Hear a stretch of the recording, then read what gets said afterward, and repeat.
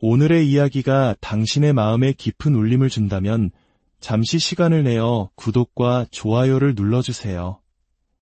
당신의 작은 행동이 이 지혜로운 메시지를 더 많은 이들에게 전하는 빛이 될 것입니다. 여러분의 삶에 평온과 이해가 가득하기를 기원하며 이제 시작하겠습니다. 우리는 살아가면서 때때로 스스로도 설명하기 힘든 감정의 소용돌이에 휘말리곤 합니다. 어릴 적부터 막연하게 느껴왔던 죄책감, 나를 짓누르는 수치심, 혹은 나도 모르게 반복하고 있는 어떤 행동 패턴들, 그 뿌리는 어디에 있을까요? 오늘 우리는 그 깊은 근원을 찾아 한 세대에서 다음 세대로 이어지는 감정의 대물림에 대한 이야기를 나누고자 합니다. 부모가 된다는 것은 한 인간이 겪을 수 있는 가장 강력하고 심오한 배움의 과정일 것입니다. 부모가 되는 순간 우리는 비로소 자신이 누구인지 그리고 어떤 사람이 되어야 하는지를 처절하게 깨닫게 됩니다. 아이라는 거울을 통해 내 안의 상처와 미숙함을 발견하고 그것을 치유하기 위한 강력한 동기를 얻게 되죠. 저 역시 그랬습니다.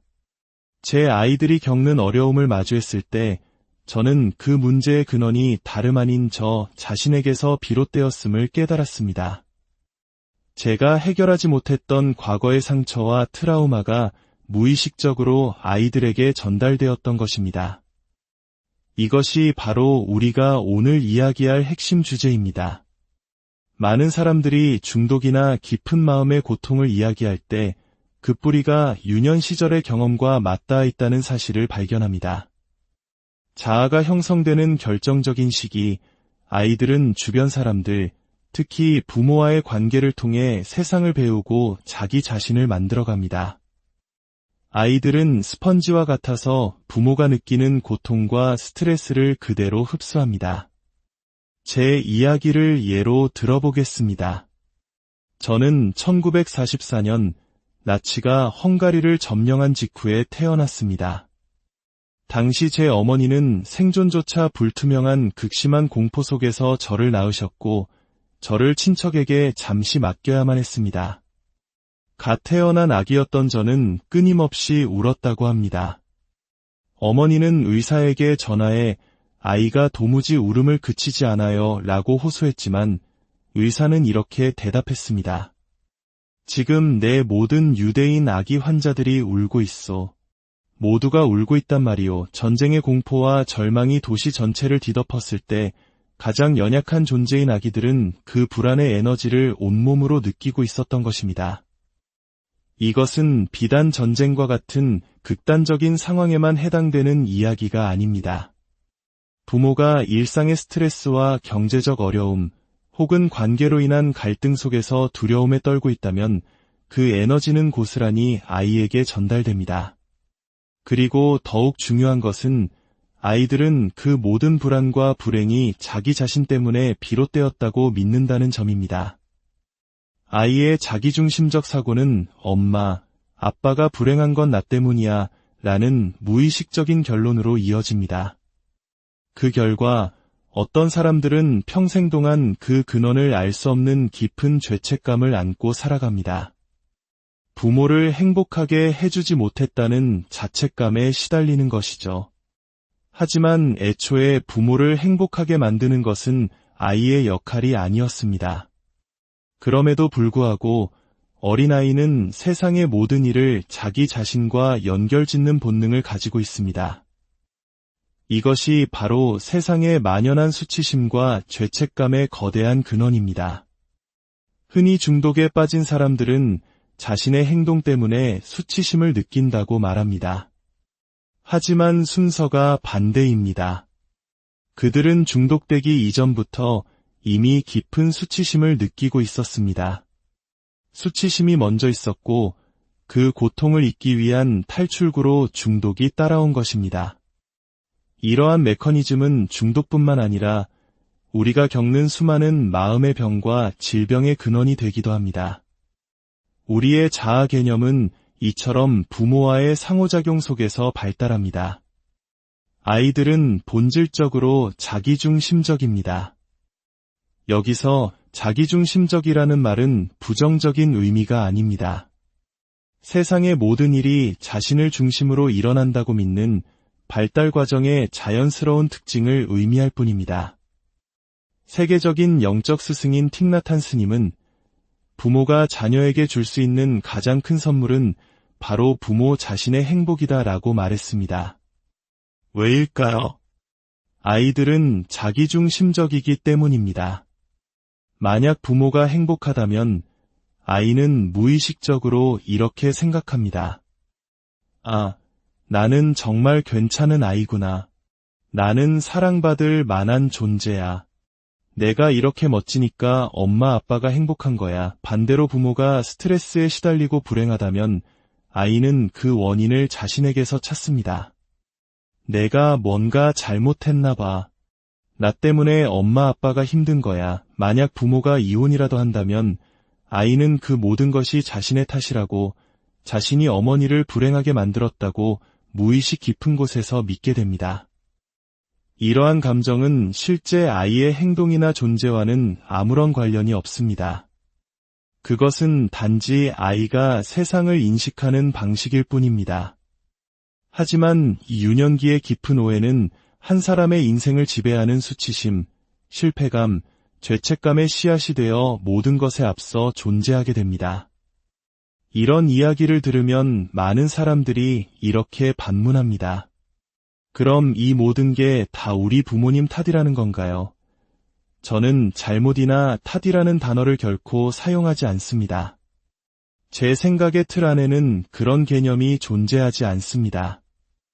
왜냐하면 그 논리를 따르다 보면 끝이 없기 때문입니다. 좋습니다. 부모님 탓이라고 해봅시다. 그렇다면 우리 부모님은 왜 그러셨을까요? 제 어머니가 제2차 세계대전을 일으켰나요? 어머니가 나치를 부다페스트로 불러들였나요? 아닙니다. 만약 당신의 아버지가 알코올 중독자였다면 그 시작은 어디였을까요? 아마도 아버지의 유년 시절이었을 겁니다. 그럼 할아버지, 할머니를 탓해야 할까요? 그럼 그분들의 부모는 또 어땠을까요? 이런 식의 비난 게임은 결국 인류의 시조인 아담과 이브, 혹은 나무 위에서 바나나를 먹던 어떤 불쌍한 유인원 조상에게까지 거슬러 올라가게 될 것입니다. 비난에는 끝이 없습니다. 마크 월린이라는 심리치료사가 쓴 책의 제목처럼 그것은 당신에게서 시작되지 않았다. 이 고통의 사슬은 우리 중 누구에게서도 시작되지 않았습니다. 이것은 개인의 문제가 아닙니다. 어떤 부모도 의도적으로 자식을 망치려고 하지는 않습니다. 제 자신의 경험을 다시 한번 돌아보겠습니다. 제 아이들이 어렸을 때 저는 쉽게 화를 내는 일 중독자였습니다. 환자들에게는 언제나 헌신적인 의사였죠. 언제든 연락 가능한 정말 훌륭한 의사 선생님이라는 평판 뒤에는 무엇이 있었을까요? 바로 아버지의 부재를 겪는 아이들이 있었습니다. 한국 속담에 등잔 밑이 어둡다는 말이 있듯이 저는 정작 제 아이들을 돌보지 못했습니다. 제가 왜 그랬을까요? 유아기 시절 세상이 나를 원하지 않는다는 깊은 느낌을 받았기 때문입니다. 세상이 나를 원하지 않을 때 사람은 어떻게 할까요? 의사가 되면 됩니다. 그러면 세상 모든 사람들이 나를 원하게 될 테니까요. 태어날 때, 죽을 때, 그리고 그 사이의 모든 순간에 문제가 생길 때마다 사람들은 나를 찾을 것입니다. 매 순간 나의 중요성을 증명하며 살아갈 수 있는 것이죠. 하지만 그 결과는 어땠을까요? 제 아이들은 항상 일하고 삐삐와 핸드폰을 손에서 놓지 않으며 주말에도 없는 아버지를 경험했습니다. 그들이 받은 메시지는 무엇이었을까요? 바로 너희는 환자들만큼 중요하지 않아, 즉 너희는 환영받지 못하는 존재야 라는 메시지였습니다. 제가 어릴 적 느꼈던 바로 그 메시지를 저는 제 아이들에게 그대로 대물림하고 있었던 것입니다. 제가 의도적으로 그랬을까요? 어느 날 아침에 일어나 오늘 내 아이들의 인생을 망쳐버리겠어 라고 결심했을까요? 아니었습니다. 그것은 제 잘못이 아니었습니다. 저는 제 자신을 몰랐기 때문입니다. 영적 스승 에크하르트 톨레가 말했듯 자각 없이는 책임도 없다는 말처럼 말입니다. 그렇기에 우리는 어느 세대도 탓할 필요가 없습니다.